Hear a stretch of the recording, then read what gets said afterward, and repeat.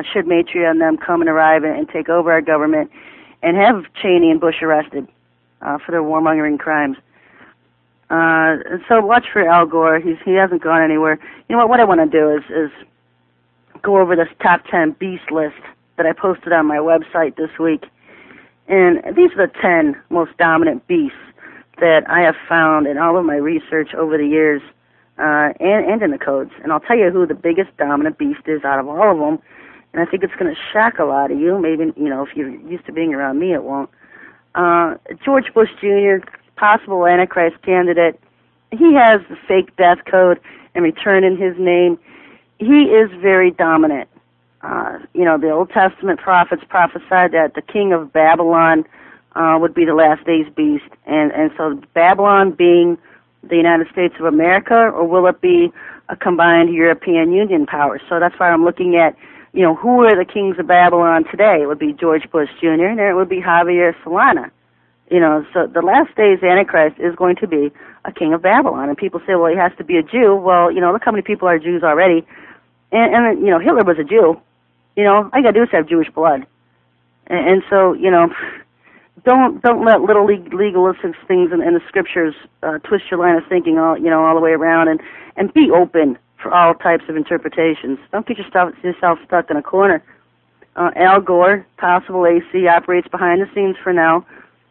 He's got a big crowd behind him that there's other prophets that believe Al Gore is simply waiting that he will be the Antichrist.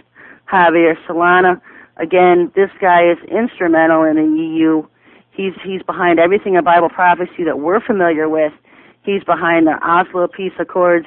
He's behind the roadmap to hell in Israel, having Israel divide up their land. And he's working behind the scenes on all these things. He's running the EU right now. If there was one particular person that you could call the king of Babylon right now, other than the United States being Babylon with George Bush, it would be Javier Solana. Hillary Clinton, she's instrumental in martial law and war against the saints. She's definitely a possible candidate for the Antichrist. Some of you might want to tell me I'm crazy, but I'm telling you, she's very strong, and in the Bible codes, you will see lady cross the term God, Jehovah, Adonai. It could be, and you'll see other terms like apostate beast, female beast, lady beast. It could be Hillary Clinton. Benny Hinn possibly raises the Antichrist from the dead. I've seen his name pop up all the time in the codes, and he would be a false prophet. And he is associated with the Rome freak crowd I always refer to as him being Jermaine, Sananda, Matra. He is associated with those guys. Hans van Kolvenbach, Satan's mouthpiece, running everyone and everything behind the scenes right now. Hans van Kolvenbach, as the Black Pope, right now sits in the most powerful seat on this planet because he works directly to nobody else but Satan himself.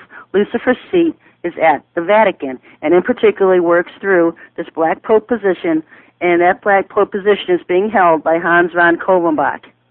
Colin Powell, possible interim puppet. If Al Gore does not take the interim position, you can look at Colin Powell. If our president was to die, something happens in Congress, the UFO invasion on July 4th that I've been warning about for years, where the Congress is destroyed, and he could definitely step in. I don't know how you do this legalistic. Don't even ask me legalisms. I have no idea how he would do it. He would just do it because his name is popping up in the codes.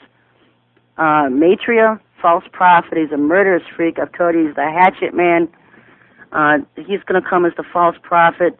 Sananda is a false prophet, and he looks like the Jesus, the painting of Michelangelo that the church adopted about 1,000 years ago, and back in the Dark Ages. And he's the one you see hanging up in all the pictures in churches, and people associate Jesus with him. And he's taken on the looks of this picture, and that's Sananda. And then there's Jermaine, and he's just hand in hand with Matria all the time. And most people put him with Sananda. But Jermaine's kind of everywhere. I've talked about him last week, talked about him almost every week. Candidate for false prophet. He's the one with the phony nail holes in his hands. If you look on my website, I have a picture of him with the nail holes in his hands, and it looks like a demon, the face of a demon in the center of his hand. It's really quite gross. And so these are your top 10 beasts right now in these last days that you will just see over and over and over again in the Bible codes. probably the most dominant out of everybody here is Hillary Clinton. She's dominant in every single last days code.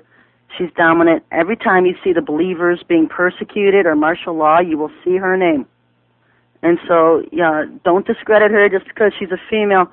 Remember, Mithra was the gods throughout the ages who took on many names. And as soon as, Cain's seed started to grow and spread out, and even after Noah, the flood of Noah, and civilization started booming again, this Mithra god has reared its head through every time of generations on our planet under different names. And Mithra was a hermaphrodite. And if this Mithra is any kind of personification of Lucifer, and I've always asked on my sites, is Lucifer a Lucy? Because Satan can come in the form of a male or a female. And so don't limit yourself just to the idea that Satan is a male, because he can shapeshift into either being that he wants to. And so and we know Hillary's the most powerful witch. I guess you call her a witch. I don't know what they call her in these Satan freak circles.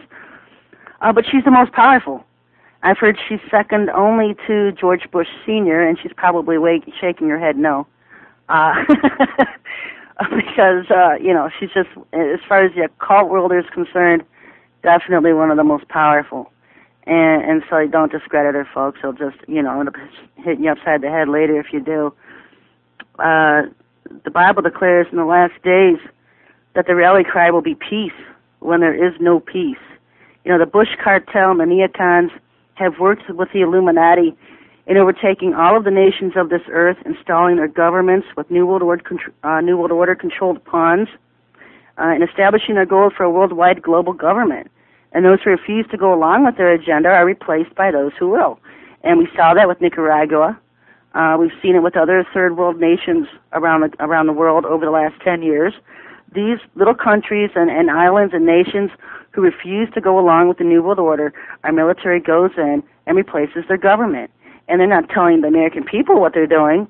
In the guise of freedom, we're establishing dictatorships around the world. And that's all we're doing. And so don't listen to the lies that, we're spreading freedom among the world. They have no interest in freedom. Satanists don't care about freedom.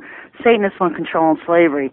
And so that's what they're doing. We're going into democratic countries, upseating their democratic governments and installing dictatorships in them.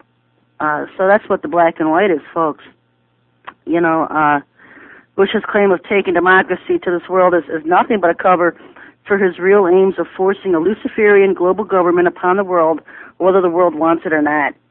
And he has never been, nor will ever be, interested in the welfare of the people and freedom. The aims of the New World Order is to fleece, tax to death, control, and put into slavery the people of this planet. Freedom in all countries is being replaced by control and slavery in the guise of establishing freedom. Our freedoms have disappeared. Taxes are increasing. The citizens are being pounded daily by chemtrails used to make them sick and give them diseases and cancers, so they are too sick to fight against the New World Order. Our Constitution and Bill of Rights were replaced with Patriot Acts 1 and 2, which now allows the government to arrest anyone without a cause, imprison them without access to a lawyer for as long as they want. The road has been paved for Christian persecution and the war on the saints. A terrorist, as defined by our government, is anyone who doesn't agree to their plans. And what are their plans? Global dictatorship, citizen slavery, and the end of personal freedoms and sovereignty among nations. They're ready right now for the next phase of their plans. Since Rex 84 was created by President Ronald Reagan back in the 80s and carried out by Oliver North, the United States has been busy converting World War II detainment centers, abandoned military bases, and setting up holding centers across this country to start housing New World Order resistors. Almost 90% of these are holding tanks. And you'll see that most of these internment camps are areas surrounded with barbed wire fencing that contains no restroom facilities, no medical facilities, no housing, no cafeterias. Their plans are to simply herd people into these facilities where they'll wait for a train ride to a crematorium facility. So once you're in one of these facilities, you're not getting out. The only place you're going to be heading is to a crematorium. We're looking at an Auschwitz all over again here in America, and they're fully prepared and ready to go These camps have been photographed and listed in many places across the net. I have links on my websites at thewatcherfiles.com. I have a picture